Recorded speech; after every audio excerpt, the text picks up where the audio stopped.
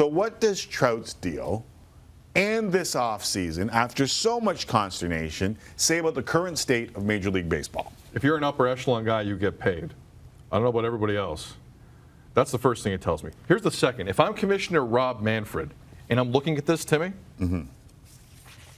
I don't like where these superstars are going / have re-signed. Manny Machado's a Padre. Who watches Padre games? Nolan Arenado's in the middle of nowhere at Coors. Like, Rocky games are that weird in-between thing between the Jays and the Dodger games. Nobody really watches Rocky games like that. And then you have Mike Trout, the best player I have ever seen in my life. Maybe you agree. Most people do. I'm not going to watch Mike Trout games on the West Coast deep in the night in August. The only guy that went to a major market, however you define that. Well, that's a major. It's L.A.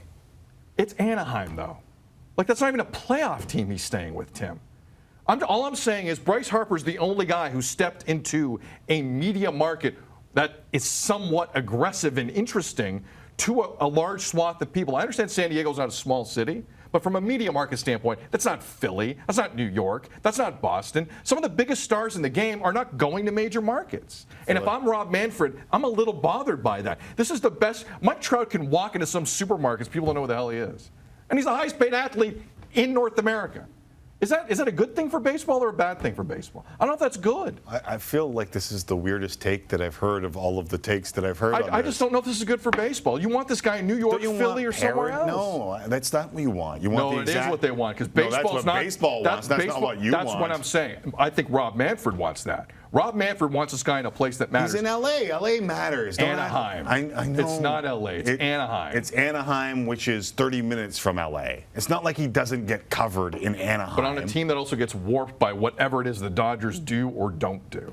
Right? Like, it's not. You have the best player in the game in a spot where I don't know how he's going to grow the game. It's not like he does a bunch of national. He grows the game by TV being the best campaigns. player maybe ever.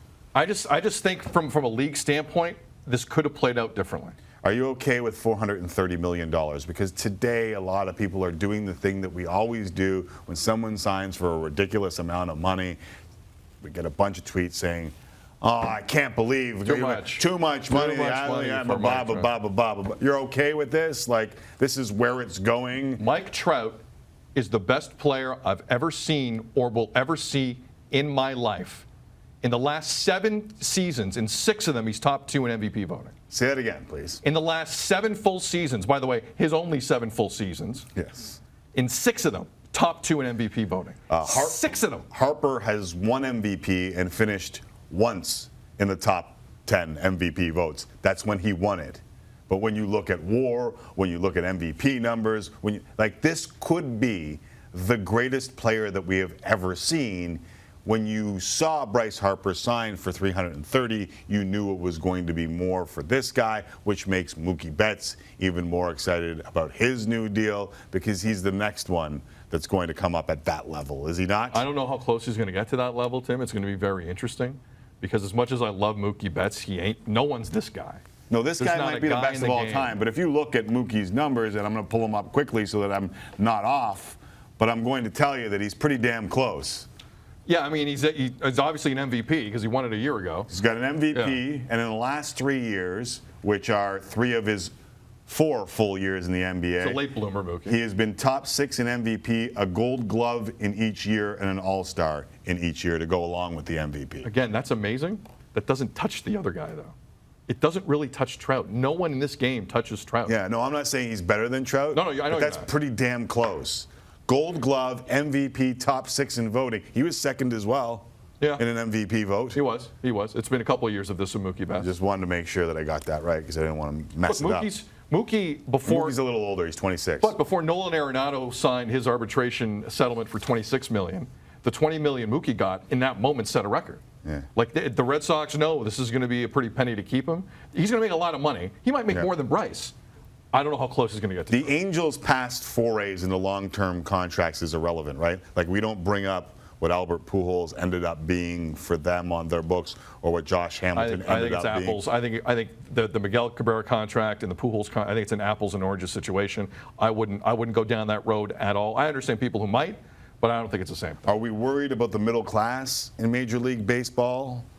It seems to me, here's the deal. Craig Landis is his agent, right? Right.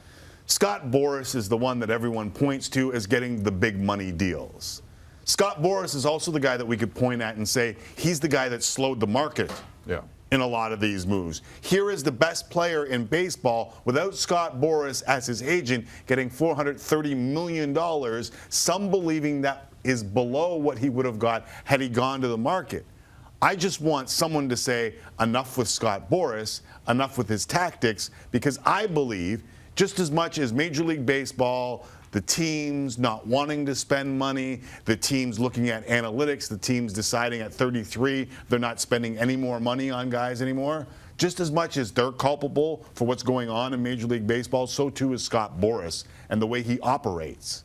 He's put the pause button on a lot of this stuff, and no one will say it because he's also one of the guys that tells you the information that you're going to get if you're in the media. And because the pause button was hit, I think part of it is Mike Trout didn't want to deal with this. I guarantee that's on Boras, man. That's on very few people you can pin it on. Scott Boras, you can pin it on. Mike Trout is out there in Anaheim, and it's lovely, and he does his thing, and he doesn't have to play in October because the team is never that good. He gets his Octobers off.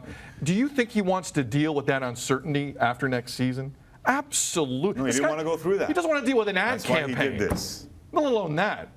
And by the way, I think also part of the reason is, speaking of Boras, Bryce Harper making his comment a couple of weeks ago, oh, yeah, I'm going to try and you don't think that played in this for Artie Moreno and the ownership of the Angels? Without a doubt, that expedited this. That blowhard D-bag Bryce Harper telling everyone he could talk to in multiple interviews, oh, yeah, I'm going to recruit Mike Trout. Oh, yeah, I'm going to bring him here. Yeah.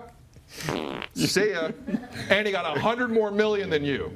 Take that to the bank. Mitchell Robinson didn't look as dumb as he looked. Are you trash talking the guy who just got a $330 million deal? What you got, $330 million, Bryce Harper? What you got? Your hate for Bryce Harper is maybe the funnest thing that I have on this show. I respect Bryce Harper a great deal. All right? I respect Bryce Harper a great deal. I enjoy that more than I enjoy most things on this show. You trash talking him after signing a $330 million deal. Who the hell do you think you are, Bryce? Is like a New York Knick. I'm glad the Jays hit you in the foot. I'm glad. By the way, you talk about the next one, Mookie Betts. Yeah. That's not who I'm thinking of. What does this mean for Vlad Jr.? What does this mean for Ronald Acuna Jr.? What does this mean for guys like Juan Soto? Can I just? I mean, I want to throw this out for you. I want to throw this out for the viewing public. I want to throw this out for Canada. You still have my $10 sitting in front of you. Nope.